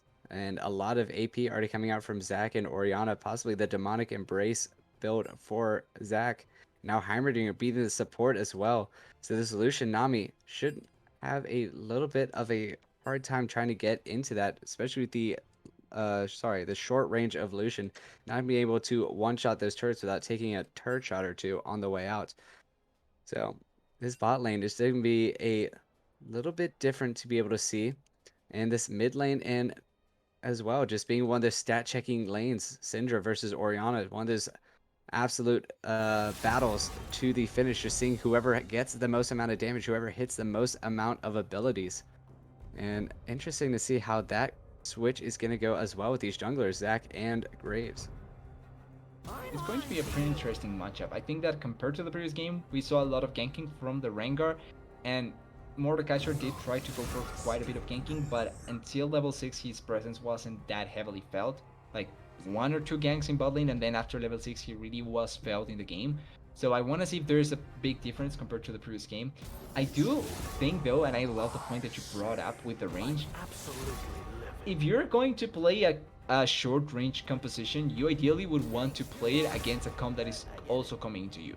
So Zac, Ilaoi, and Zac and Ilaoi mainly are champions that do want to rush into you.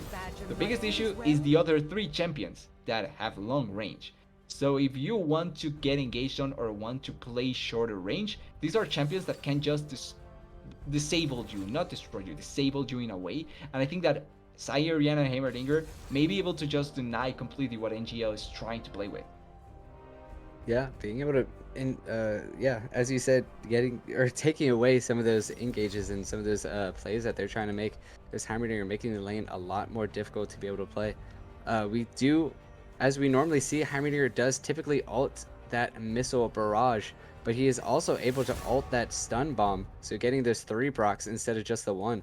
It may be one of those differences, especially with this Nami, this Syndra, the Graves possibly, if he's not able to dash out in time, being able to get some of these massive stuns off and giving the Zac and Alawi some time to get into the fight. This Oriana, the Zac Oriana possibly being one of those combos that we see this game where Zac jumps in, the Oriana getting that ultimate down and just being able to tear into teams with just that. And it's not like there's a lot of tankiness on one side. Like, yes, Kisante is the main tank and he'll survive, but he also is a hybrid between tank and bruiser because of his ultimate. So if he gets into ultimate form, his resistances are not as heavily impactful as when he's more in his tank form. And then you can be able to try and deal with him effectively in that regard. And then Lucian, Nami, Syndra don't characterize themselves for being survivable enough. Graves does opt into a bit more of a tankier build, to say it like that, but obviously it's not to the same prowess. Also, quickly to mention, in the first game they did play Rare Adam in the top lane. Now feels like they're going back to their spots Yeah, or it sync. definitely does. Captain Closer going for this top lane, Rare Adam going for the Graves. So yeah, we have, I believe, three new or sorry, a new mid laner and two switches for the tide of No Good Luck. Not 100% sure about the side of Brandon's Melhorams, but I believe they're going to stay on the same roles. Um, but yeah, we also had to bring in the fact I do forget my thought that I had. Oh, I'm sorry. The 13.1B item differences. So these crit items definitely making a difference. Lucian not being the biggest crit user, at least not as a first item. So, or a first or second item. So it will be interesting to see if Xayah ends up getting that crit advantage over the Lucian earlier on in the game, especially with Lucian trying to build it maybe a little bit later. I'm not quite sure how the build path for Lucian goes nowadays. But yeah, that also might be a little bit of a spike difference that we see in this game. Yeah, could be the case. I do think that now with those, like you're pointing out, great changes, some of the AD carries feel a little bit better to play out in general. I like the Naburi for Lucian potentially as well, just because it does give you that ability value. But certainly, it feels like compared to other AD carries, the crit changes don't boost him up that much compared to where he was. I still think he's strong enough, but not to where he could potentially be compared to other AD carries. Yeah. And as we see these champions and what they build and how this game plays out, we're going to take a small break as these players get into game 2 of the match. Game 1 going over to the side of Brandon's male harem. So we'll have to see if No Good Luck can make their way back into it and make it a 1-1 return.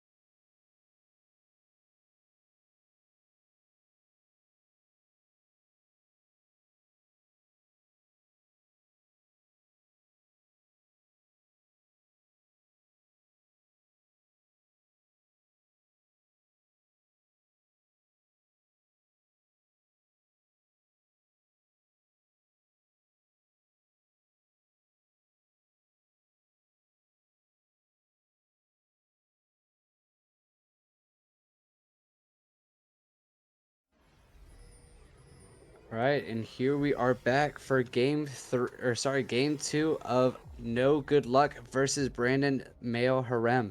We do have some interesting summoners that we have in this game. Rinyan ends up going for the Ignite for the bot lane. Lucian Nami going for that very hard engage. We do have a stack from the side of Brandon's Male Harem, so it looks like we're going to have another 5v5 interesting matchup here.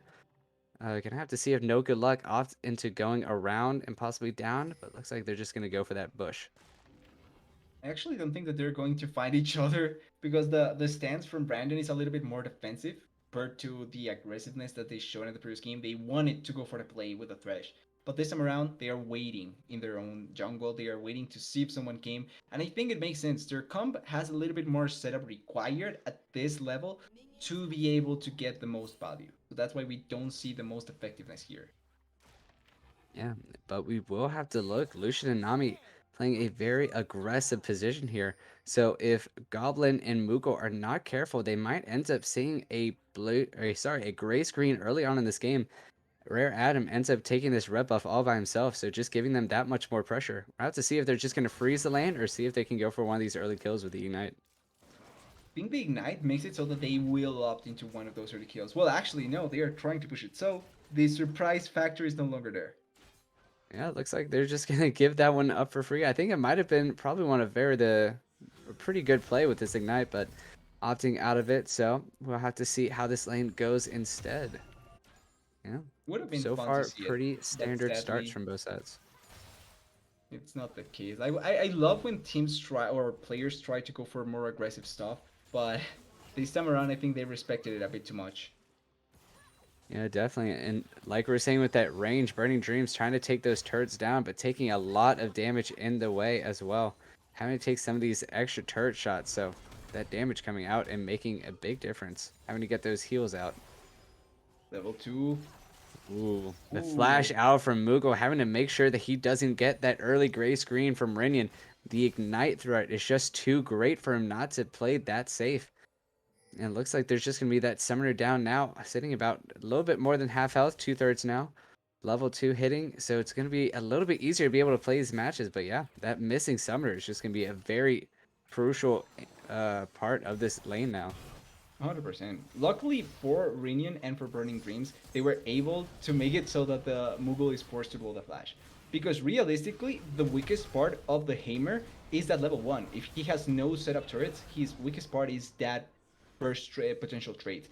When you hit level 2, it becomes better because now you can set up player turrets with the rest of your combo. And that can become easier to go for. Wait a sec though. Rare item. Yeah, it looks like there's going to be an early fight here. Beaky and Akana trying to take out this Rare Adam Kozer, but it looks like There's we're no going to have the tentacles knockback. though. Beaky trying to flash out of here. The flash is not being returned for it, but Akana having to flash out away from these champions and not quite enough damage for any of these champions to fall, but all four summoners of the speeds and flashes coming out. Ghost and 3 flashes for both sides. And even though the idea or the play ends up going for equal summoner trades on both sides, it was much more beneficial that it had for the side of NG how it was going. Because one thing that in that fight wasn't prevalent, there were no tentacles for Ilaoi. And that's part of the way to try and go for trades or fights. You We do have a need nice little tentacles. fight from Beaky here, Oh, returning, knowing that that speed up is not there, and Kozer ends up actually getting the shield on the way out. It's just going to be a chase from both of them, seeing if they can get I close think it's enough to enough though. finish it off, and the tentacle will be the reason that the first kill goes over to Akana. Captain Kozer fading or meeting the same fate as Rare Adam. Great punishment there from Beaky, by the way. Going back into the lane, Sack, one of those junglers that has creative ways to opt into ganks and does an amazing job at that. Rare Adam doing the logical play, trying to steal some of the jungle camps, but even though that is happening, the Sack is in a really good spot. He doesn't care that much that his jungle is getting stolen because he already did what he needed to do, and maybe he gets here before it's down. Yeah, Rare Adam ends up being caught in a Oh, very no bad flash. position, and not only does he, Oh, oh gosh, the worst start from Rare Adam here. Not only does it get caught out and ends up dying, but he doesn't get the buff either. Both of those going over to the side of Beaky here on this Zac. took too long to take the camp and sadly also pays the price there with his life. Really well done by Biki already. 2 levels ahead of the Graves. has a lot of value at this point in the game. Expecting to see a potential lane gank, by the way. Yeah, I'm not sure if he's been spotted out. It looks like they might have seen a little bit of question pings there, but Oriana's also making her way down, making this possibly a 4v3 coming. Lucian and Nami being none the wiser. And it's going to be a very interesting side seeing these ultimates or seeing these spells come out. The knockback onto Rinyan, but doesn't look like it's enough damage. A lot of the mana missing from Moogle, so just not the follow-up that they were looking for. However, They they did. did bait out a teleport from Squad Fam from mid lane, so that's Sindra losing that early teleport as well. Exactly. A summoner is a summoner. Doesn't matter how you get it or when you get the summoner. Onichan needs to be careful. I hate the fact that I just said that. It sounded so bad, but they don't get the kill into the arena, which is the important part. But this top lane is going better and better for Captain Kozer. He's getting good trades, actually doing quite a bit of damage to this Ilaoi. Now with level 6 though, we're going to see fights where tentacles can be obtained almost any time because of that ultimate. Yeah, this level 6 is coming out now, and getting that soul underneath the turret makes it so Captain Kozer has to play that much safer. These turret or these tentacles just having to pop up out of everywhere. And so, yeah, like you're saying, Captain Kozer is doing a better job, but he is also falling to the same fate as Rare Ooh. Adam, taking a lot of these early trades that just aren't going his way, and a lot of damage going towards his health bar. So having to make that early back if he chooses to. Yeah, just the fights, they seem to be going their way, but just not quite once these tentacles start coming out onto the souls. And the gold lead is in favor of the side of Brandon, which for their composition, which doesn't scale badly, is really good that they are ahead again. Oh, Ooh, it's a not flash forward enough. from Squam, but not quite enough damage to be able to kill. The shield's coming out and just making a very good difference of kills, but it looks like Captain Kozer does not know this lane gank is coming. He might end up falling prey to another one of those, ends up Uh, going in, but not knowing that he is going to be the target. The ult in, but definitely the dash is out, ends up saving his life. Rare Adam ends up showing his face as well. Beaky does still have his ultimate Akana, not his yet. Captain Kozer as well, still quite in that. Oh, but it looks like do they Beaky is going want to be this? going in here, getting the knockback. A lot of damage going on to Captain Kozer, and it will be enough to kill him, but not before Akana falls first. And it looks like it's just going to be a back out from Beaky. Rare Adam trying to chase him down, but it just won't be enough damage to be able to finish off that ult. Or sorry, finish off that kill. The ultimate coming out from Rare Adam as well. That's honestly a really positive attempt coming in from Rare Item, thinking that he could have gotten the kill before the jump away. A 1-for-1 is not the worst, but for Akana, like I think I understand the idea behind it, right? I don't, I'm pretty sure you weren't expecting that to happen, but you're still lacking some damage. You cannot opt into that sort of play, especially without ultimate. I feel like too much aggressiveness for how they were set up, and at the end it kind of backfires because they did just ended up trading 1-for-1 for Captain Kozer though. The fact that they get that positive trade, that they get that kill, and now also have a pretty sizable or a good enough CS lead on top of Akana is quite important for them. So I want to see if the Kazante gets a little bit more aggressive up there. Yeah, definitely. Akana is trying to hold his own in this lane, but like you're saying, it's just going to be pretty hard if he doesn't have that ultimate or there's tentacles in the way to take back some of those trades. And now we have to face our way towards the bot lane. Heimerdinger and Zaya trying to get that push while Zach makes his way down. It might lead to an early Drake going over to the side of Brandon's male harem. If they get this push in time, especially with these turrets just being so obnoxious for Nami having to, take these out of the fight. Probably like five auto attacks if she doesn't use any spells for them. And that's all obviously not the best. Takes too much time, and then you also probably take a bit of damage in the meanwhile. Also, Zack hovering towards the bot side doing some camps for himself, maybe end up getting a plate down there. Dragon is also an option. We haven't seen the first Dragon taking just yet, so could be an option for either of these teams. I feel more so for the bot lane that is full health. Yeah. And there is a nice little gold lead or sorry, a nice little CS lead in the spot lane, but we have to pay attention as well that Heimerdinger is stealing some of these minions away. So if you combine Exactly. both of them, it is pretty much even in the spot lane. Neither team really getting that full-on advantage. So it will come down to these junglers, both of them coming down to this bot lane. Gray's still trying to farm up a little bit before he does. The stun's coming out, Oh, and Beaky is fail. looking, but it doesn't look like they got close enough for him to actually full-on engage. He is still going to sit in the shadows, just soaking up some XP and trying to look for these kills. Well, like we were saying, the Zac doesn't need to farm that much. He's pretty much just playing for trying to set up the rest of the team. And it seems like potentially a dive coming through, Oriana coming down here into the bot lane. They don't know that the Zac is close by. Could be, but I feel like the side of NG smelled it out really effectively. Ooh, Oh, Arcana still having his ultimate, but actually getting a lot that's of bad. damage taken away from Captain Kozer. But the flash away, the flash not match onto the Oh, side of Summoners taken into this game. Looks like it will end up being the safety of his life. Mukul taking a lot of damage from that ultimate from Lucian, but oh, Okana kind of. getting a little bit too Yep. close. That knockback just being the difference in between life and death, and he will end up falling for getting too close. Rinyan dashing forward, but doesn't realize he does Minion, not have the no. damage. Rare Adam falling in suit towards that Baron pit, and Burning Dreams being the next target for Beaky if he gets that knockup in time. Goblin, Barden, and Mugo taking chase, Yep. and it looks like it's gonna have the slows and the flash forward, and the kill goes over to Barden as well. 2 kills his way, 3 towards the side of Beaky. Was that truly needed, Pardon? Honestly, was that flash truly needed? They already got the kill. It was a Nami that was just running for her life. Anyway, they Yeah, do get the advantage. They do get the kill. They got the dragon as well, plus the extra kills. So even though they did lose a Kana, overall it's a positive trade for the side of Brandon.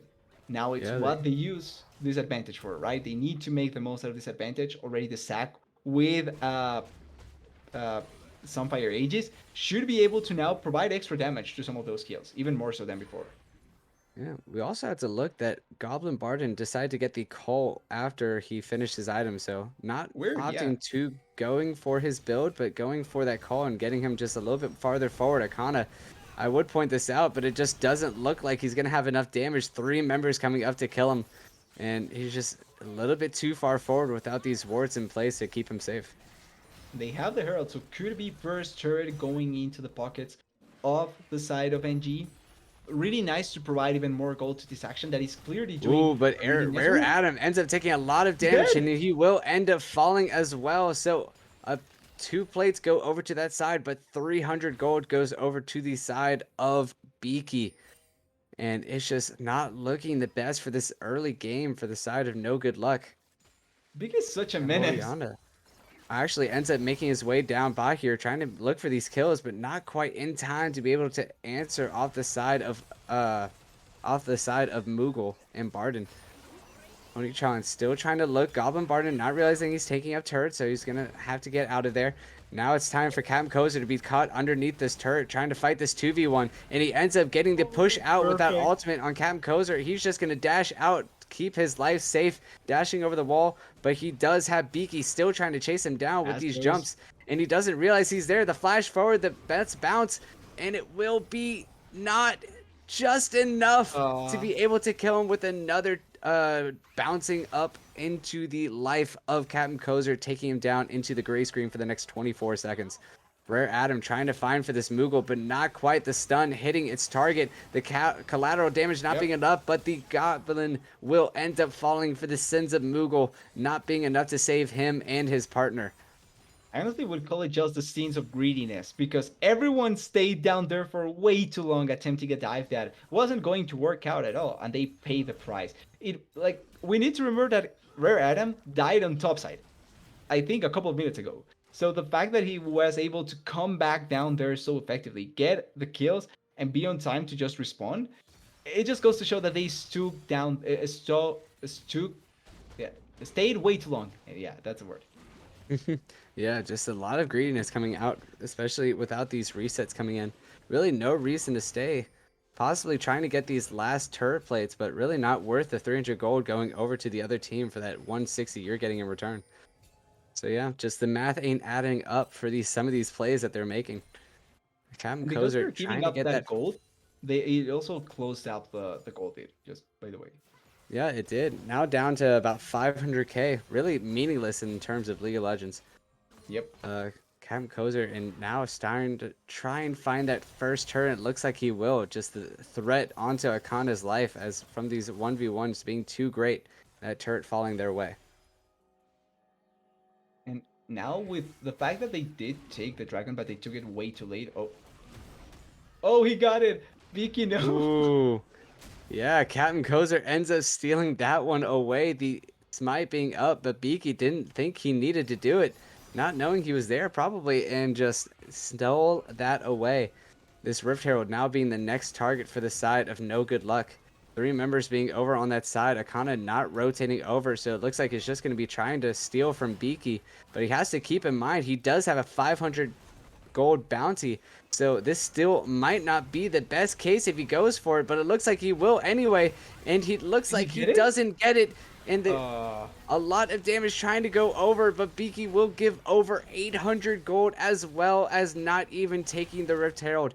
Graves picking up that gold, and it looks like it's going to be a massive swing for the side of No Good Luck. and honestly, I think Vicky has been playing really well, but I have to call it out. That has to be one of the biggest things I've seen so far. Makes absolutely no sense at all. Like you were pointing out previously, Ilaoi on top lane, she's never, and I mean never, joining that fight. There's no shot that she's there. So you're opting into jumping in, three members, no flash. Your only way of getting out is the same way you're going in, which is the jump. And even if you have passive up, everyone can kill you because they're blobs. Nobody can teleport on top of them either. So it's not like you can escape thanks to that mechanism anymore. So it's just giving up gold for the sake of giving up gold. For a Rift Herald, that is not even worth it at this point because there's no plates. So really random kill by Biki there, or like death by Biki there. For the side of NG though, that's really valuable. It's a lot of gold. I think it was, yeah, it's actually Rare Atom that collects it. That puts him back into a fight with Biki. Actually makes it so that he's ahead of Biki now in terms of gold. And that also means that they get heralds, so they have even more and more value added on top of that. Yeah, just a lot of gold swung from the other side. Drake ended up being up in about 3 seconds. So this Drake, or sorry, this Drake is going to be the next target for the side of No Good Luck, being able to get these early wards on that side and be able to take that turret early on. So it's just going to be a wild swing going that way, with the death timer of Beaky just still being too long. It might be one of those turrets that they just give up for free. And turret plus potentially dragon as well if they decide to move for that. Yeah. Is that a second palace on top of the previous boss? I think so. It might have been one of those pauses where they didn't know everyone was there yet. Not Pain. 100% sure. So that means that we have to wait.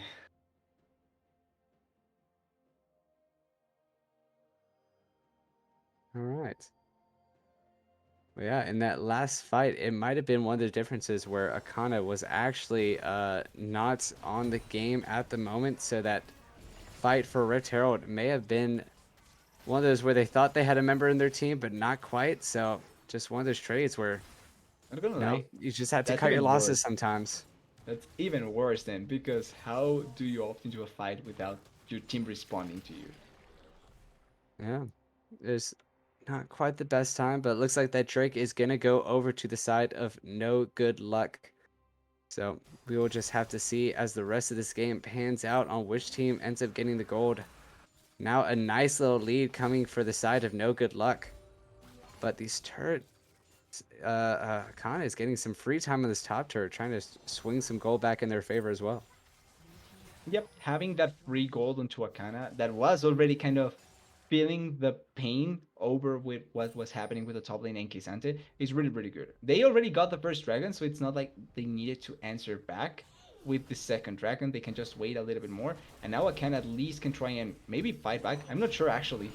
Yeah, Akana trying for this fight right now. Akana just going for that soul, not quite going for the Cam Closer, but not having enough damage to get that soul anywhere near to close to dead. And now Cam Closer just having some free time with Akana, still holding Just onto his dancing ultimate. around. And it looks like he is just going to have to die without that Yep. ultimate, but he ends up using it anyways. The Ah. flash coming out, but it doesn't matter as he turns into a gray screen bot. Unfortunate for the side of Akana, just thinking he had the damage, but these tentacles just not as strong as they could be. The Sheen still not in the pocket of Akana, so that extra damage is not there. Honestly, not sure why I kind of thought that that was a fight that the Lao could take. I understand the previous play where you were gaining that gold. I don't understand this one where you're fighting for no reason at all. But another kill for Kisante, another attempt in bot lane as well. Yeah, Onichan and Squad Fam fighting this out, duking it with some of those spells, trying to make sure that they get these hits as they're just stat checking each other over and over. But it looks like the side of Squad Fam is currently winning. However, that can change at any point as both these players still have their first items in. A little bit stronger for Onichan in these fights, but Onichan just getting burned down from the Liandry's of Squad Fam. And a smart And again, choice. some Oh, could be more dead. burn, and it looks like that ultimate is coming out, but not quite enough to be able to kill Onichan on the verge of death, but not enough to end the life. It's not yet the point where Syndra can actually one-shot you with that ultimate. You still need to wait a little bit longer till you finally get full stacks. But you can see how much pressure both soul laners are getting on the enemy soul laner. The the Syndra is destroying the Oriana in some of the strays and making it really, really hard for an agent to stay in lane. And then obviously we know what Kisante has been doing with Illaoi. She hasn't been able to even get close to a lot of the potential farm for her. Yeah, and now it's just a full push from the side of no good luck. And now rotating this bot side, Oriana having to or trying to TP in and trying to make these fights. But it looks like Oh! the life of Rinyan is just too close. And now Syndra trying to TP in the back, but it looks like she did not realize the rest of her team was already dead and backed up. So two go over to the side of Brandon's male harem. Unfortunate death from the side of Squad Fam, just giving that one for free as Rinyan got caught and already gone. And maybe So more. and possibly more Burning Dreams having to flash out of that one. And now mid turret looking pretty juicy for the side of Brandon's Mel Harem. But Captain Closer is answering with that bot turret. They have three champions, two love to auto attack, even though the ultimate from the graves tried to stall the turret dying, it dies at the end. So a pretty important gold swing. They were behind by a little bit more. They are still behind, but getting that gold back, especially on the important champions, is really, really good. They even get one on the Heimerdinger, which is kind of a secondary mage because of how he optimizes his build. So all in all, really good trade for the side of Brandon, and now we need to see how they opt into the next fight, how they opt into the rest of the game with this. Yeah, it looks like they're trying to get some of that vision onto the side of Baron. Looks like they're definitely positioning towards that side. Captain Kozer does still have his TP for these future fights. Kana being able to answer that TP, but definitely not winning these fights. So not something that she really wants to be able to fight for the long term. And it looks like the way the lanes are split up is just going to be into the favor of no good luck. However, this Drake is coming up in less than a minute, so it may deem a switch of vision from both sides to the bot side instead of the top.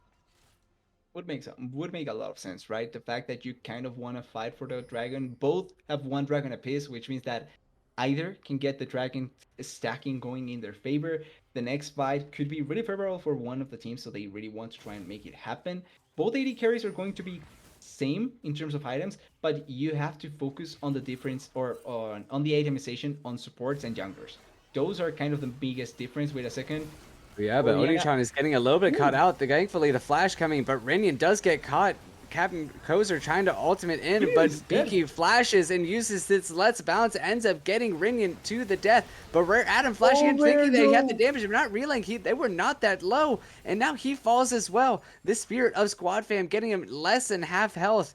And Akana having to try to push that forward, but looks like he's going to back out. And they take this Drake and 2 kills on their way out. Really well done. They get the shutdown. I don't know how Rare Adam had a shutdown, by the way, but they get the shutdown from Rare Adam as well. They kill Renian, and they are able to collect this dragon. Really good fight coming in from the side of Brandon, and you have to give a lot of credit to Beaky once again. Yes, he may have had a couple of mistakes previously, but this time around he gets such a good engage, such a massive team fight, and goes for the AD carry, kills him by himself pretty much. Yes, the Saya was part of that fight and all that, but I feel like you can understand where when you see Beaky jumping like that, it just feels like he was the main reason why the Lucian ends up dying. And that's why I wanted to focus on the difference in items between supports and junglers, because those two are right now the biggest damage, potential damage dealers, as well as the biggest damage receivers in a way, with the sack having two items. So that's why that fight I feel like goes much more in the favor of Brandon, is having those in their advantage. Yeah, definitely. Now that we can see that Beaky is just a massive threat toward Rinyan. Once he dashes that one time, he's just really caught out. Yep. Kind of getting a little dangerous towards Captain Closer, but now he has the support of Moogle. So yeah, now the next objective on the map is going to be this Baron. Seeing this vision swap over to the top side and see if they can battle it out in the ward section of the map. And with this now, Yeah. I'm not sure if there's going to be any more fighting, and at least until the next objective, because Baron feels a little bit too early to try and go for it. Yeah, unless one of these teams ends up losing a whole lot in one of these fights, Baron's probably not going to be the next call that's made. Uh, but yeah, as we see, Oh, Oni-chan getting a big amount of damage onto Squad Fam. That stun is missing, but opts into just backing away anyways. So now both of these mid layers hanging on the bot side. Squad Fam sitting about half health. And it looks like the pressure will be on Oni-chan and making sure that Squad Fam is just feeling it. Looks like that champion is going to back in the end anyway, so not too much of matter going there. we're really getting to a spot where the mid laners fighting on the side feel just like an extra, without actually meaning that much. I feel like it's just a fight to see who gets the push, and then the real moment for these mid laners is going to be those fights. Yeah, 100%. It's just it's a very interesting time seeing them just duke it out in the bot lane all by themselves with no one else really just really messing with them that much. So, yeah, it's just it's a good time seeing this fight, especially with the gold basically completely even and just being able to see who's caught out and who ends up being the reason for a 4v5 fight. Cam Kozer ends up getting caught out, but still looking for Akana a little bit. That is such a But good he thing is for in by the enemy way. territory, so he has to back out. Rare Adam also feeling the same way. They're trying to get these deep wards, but just not working with the amount of vision, the amount of lack of vision on the other sides of these walls. Funny how both teams are really trying to set themselves up. Are they going to start it? Yeah, but the They call are. for Baron is being made from No Okay. Good Luck. No wards for the side of Brandon. They are completely unaware, and looks like this Drake or this Baron is going to take a lot of damage before they find Do out they that anything is really not happening. think this? Less than half health right now, and now they know, but Beaky is on the They wrong side of the can. map. It may be one of those Barons that they take for free without any fight. Mughal trying his best, but not quite in time. And now Oni-chan catching two members, Akana getting a ultimate in and trying to burn down some of these players, but not quite enough damage. Captain Closer being the next target, but not quite enough damage for him as well. Rare Adam getting caught out just a little bit, but he will get out without any consequence to his health. So 5 members on the side of No Good Luck end up getting out with Baron and 1 kill as well on the way out of that fight. Whoever made the call is may potentially have saved the game for NG. Whoever didn't realize that this was happening on the side of random needs to wake up, because that is a call that cannot happen. Like, you need to realize that they Oriana And said now we have initially. Oni-chan trying to 1v1 this Rare Adam in his own jungle. Or not quite trying to run, or 1v1, but just more like trying to run away. And having to flash out. So this can be one of those very important flashes for the Drake that's going to be coming up in less than 30 seconds.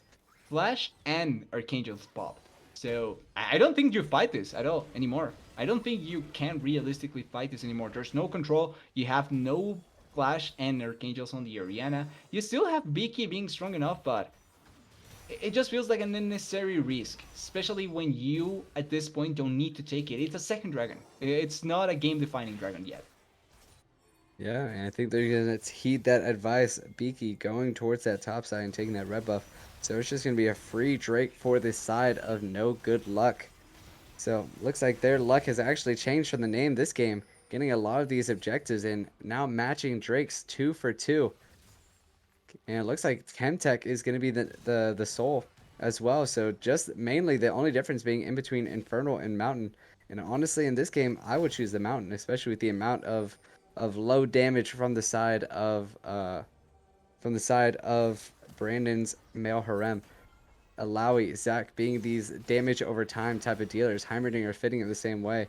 So these resistances are just very good to be able to face against. Yep, that is true. Having those extra resistances can always find the value that maybe you're lacking some of those times. By the way, I think on top of the extra values or resistances that you get with the Mountain Drake, the Kaysanti already has 3 items completed. So it is a really big menace. Not only because he can 1v1 the Lawe at this point in the game, has 2 level lead, but also because he has the 3 item difference.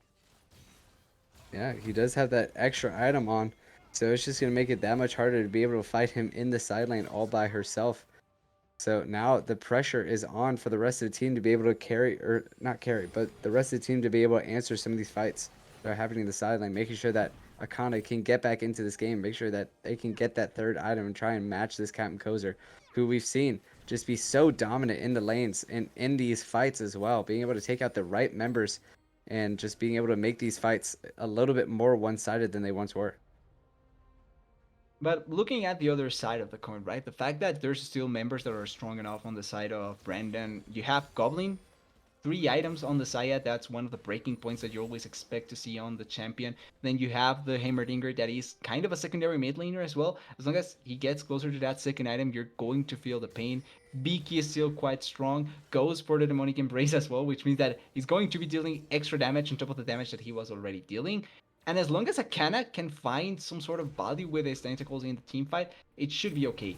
Oh, may die here though. Yeah, but Akana getting very dangerously close to the, or sorry, very dangerously close into the wrong territory. A teleport coming out from the side of Onichan, I'm trying to sure make about sure that he that. saves his top laner, and it will end up working. A teleport being burned, but the life of Akana being saved. It is saved ultimate, I think wrongly used by Akana, thinking that there was a chance for a fight. But losing that teleport for an agent is feels so bad. Like you can see also because of the amount of attention that they have had to throw into certain other places, both soul laners are behind levels compared to to their counterparts.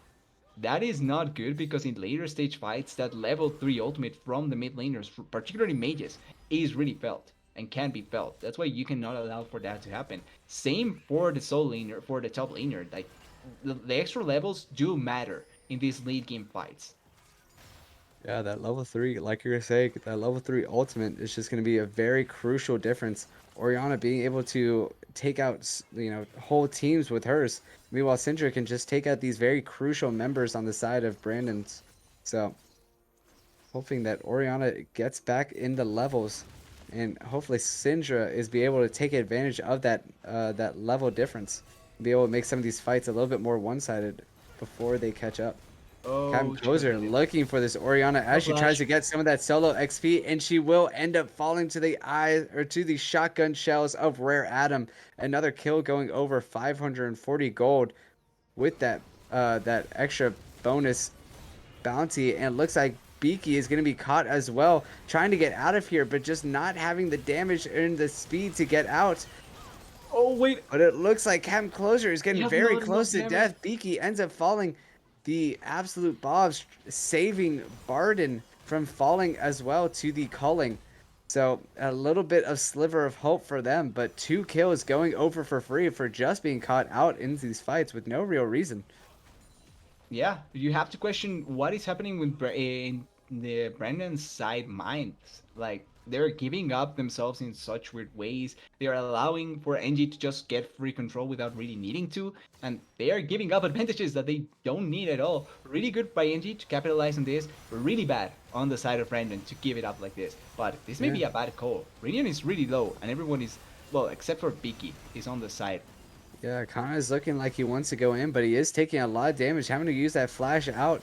It might be one of those opportunities of where they give over this Baron and try for the Baron or try for the Drake, but it looks like they are committing. They want to make sure that they take this Oh, Drake, it's but not it's enough. not quite close enough. Rare Adam getting the proper smites out. But now the side of no good luck being a little low. So it might just be a gift for this Drake anyways. Beaky being up full health and ready to fight, ready to rumble. And it looks like they're just going to try and take this mid turret as an answer back. I think that's a smart play. They have a minion wave, so they can try and rush it. They have to back here, or Can at least has to back here because Can doesn't have the health bar to go for this. Should be a free mid lane turret. Yeah, Onichan looking like she wants to get a little close. Rare Adam Ooh. having to flash out as well. And just some of these trades of summoners, it's just very interesting to see where they stay just a little bit too long and now have to burn a summoner to make sure that they don't lose their life as well. So It's so this top tier is going to be the next answer for the side of no good luck. it's so funny seeing how the kill score is in favor of Brandon's team, but the actual gold value, the actual important stat, is so in favor of the side of NG. Yeah, it's just one of those differences of where like kills are cool, but as long as you're getting the objectives around the map, that's what's Yep. really important. And they have indeed been getting these objectives and getting these bounties onto the right members on their team. Lucian trying to come back 3-3 and Kasance hitting 4-3-4. So these two members doing a lot of damage in these fights are just able to absolutely destroy the enemy team. Brandon's feeling a little bit of this pain, especially with Beaky falling early on in some of these team fights. And it's funny that we've reached a point where even though Biki's advantage in the early game was so important and you could see how impactful the sack was being, the Graves was able to catch back really easily, and not only catch back, he was able to be stronger than the sack. He's ahead in levels, he's ahead in items as well, and he's able to be much more dangerous. Ooh, Mogul doesn't die, luckily. Could have been Yeah. dangerous. Mugul getting close. Beaky also having to run away in his own jungle, just constantly getting poked out by Rare Adam and Squad Fam. And now this extra damage is just adding up. These wards coming out, and it just makes it that much harder to try and catch back into this game from the side of Brandon's male harem. So now with almost no outer turrets, only the bot one hanging on, or sorry, not even the bot one, no male or no outer turrets at all. It just makes it very difficult to be able to play this game safely with no turrets to lean on to try and keep you safe. And now Rare Adam and Rinian making sure that this top lane just keeps pushed. So not too much being done with this Baron buff yet, but hopefully that does change soon. Hopefully they try and take advantage of that little lead that they have going on. Yeah, the important part is that they still have a base that hasn't been opened just yet, especially with the Baron buff.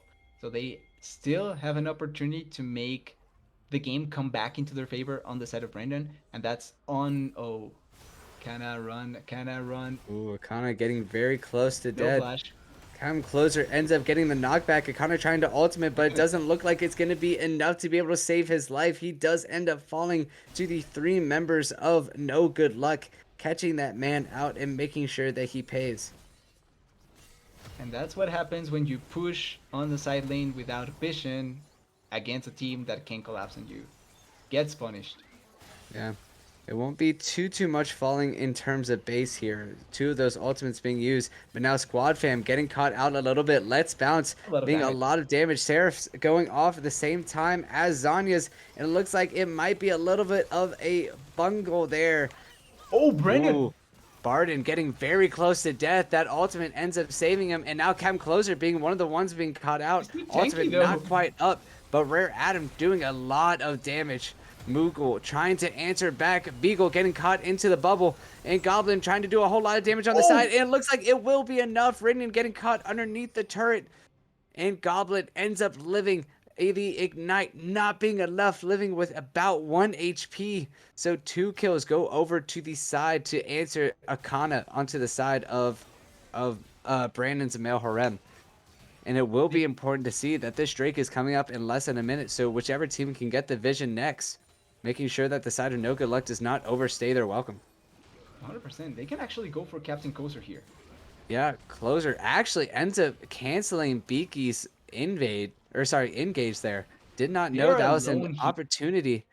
Oh, And he cancels it. yeah, looks like it will be one of those things where they just decide to back out and make sure that they get this soul instead of just trying to get these Oh, extra kills. Captain Closer ends up getting Beaky farther into he's his team, dead. and he will end up falling. The the Blovs having to live, but I'm sorry. Uh, I love Kisante so he much. That makes so much sense. wait.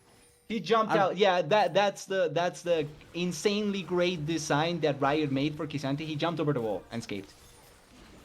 okay. I Yeah, honestly I saw him and Kisante. then I didn't, and I got very confused. But it looks like it's Kisante. going to be a free soul over to the Oh, side, and now Rinian, Rinian tries no. to go for the steal, but he ends up falling as well. So a kill and two kills going over to the side of Brandon's male harem, and it looks like that might end up being Baron as well, coming in 20 seconds. Rare Adam won't even be alive whenever it spawns, and so now that is Soul going over to the side of Brandon's male harem as well as Baron.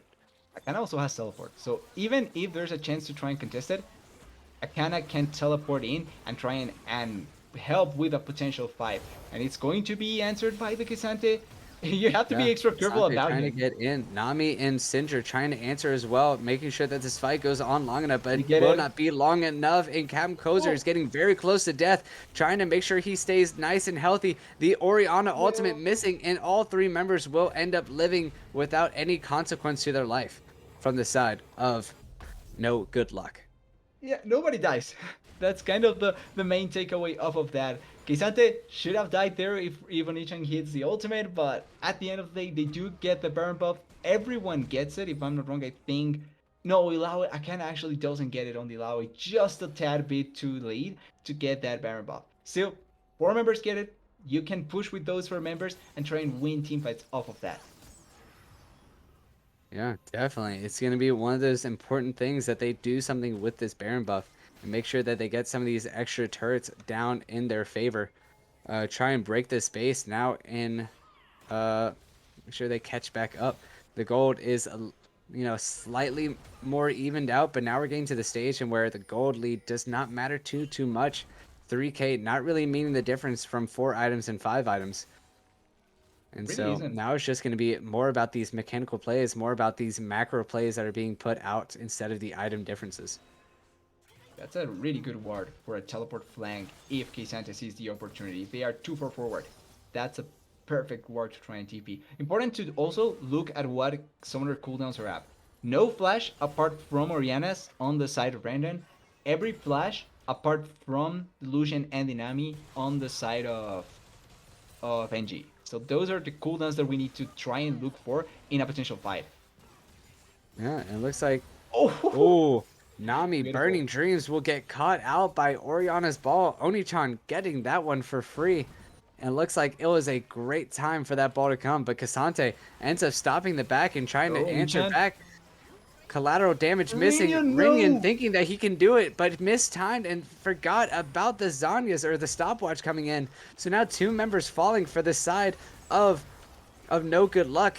And now it may be even more if they can get some of these knockbacks. Captain Kozer trying his best to make sure his base stays alive. Rare Adam doing the same. He really doesn't But these care. health bars are very low.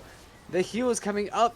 Beaky will ends up Not enough surviving, but so do the damage. members of No Good Luck. Extremely low and having to go back into the base to heal back up. Both Nexus turrets falling, and it looks like this actually will be the end of the game. It is. Brandon's male harem going up 2-0 against their counterparts. No good luck.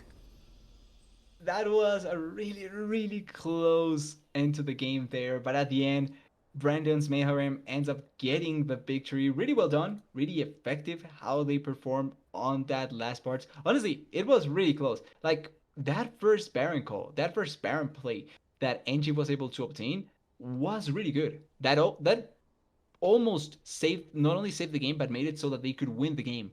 But there were a couple of decisions here and there that really ended up affecting them so effectively. I think one of them particularly was the fact that Syndra kept on split pushing so much. It kind of took away part of their main magic damage. And if you see the build coming in from Zac, it was mainly armor and then a bit of magic resistance. So Syndra's value there was so high in that fight. And when Lucian is not a heavy damage dealer, when a lot of that depends on Graves and Kisante to be able to deal with a lot of the fights, I think you need the Syndra to almost always be there. And that kind of ended up biting them back a lot of the time. Yeah, it definitely was a very close matchup. Some of these fights going very even, but it seems like some of these crucial members thought they could make the difference and be the hero, but the hero ended up turning into the villain for their own team, Yep. such as Rinian making a few of these dive-ins that he thought he could get these kills, but ends up being the bait, like for that Drake whenever he tried to go in and for the steal and ends up probably being one of the big differences in between stealing or trying to push back that team on Baron and not. So definitely a few of these independent players, these plays just being a little bit too risky, a little bit too much risk for the reward, and then just ends up being the difference there. Pretty So much. Still, it was close. I think yeah, that it could have really gone either way. if you had to give an MVP to one of these players for Brandon Zamel Harem, who would you give it to? I would say Beaky. I think both games was really massive. Like in the previous game, it didn't feel that much because we were kind of focusing too much on the Twitch. But I think he died once in the whole game, so was really effective on the Mordekaiser. And then this game on the sack, a lot of what was able to be pushed forward from the side of Brandon Smell Harem came from the sack. Yeah, I have to agree with you there. So that is going to be our game for tonight. Brandon's Male Harem going up 2-0 against their opponent's No Good Luck. So until we have another stream, we will see y'all next time.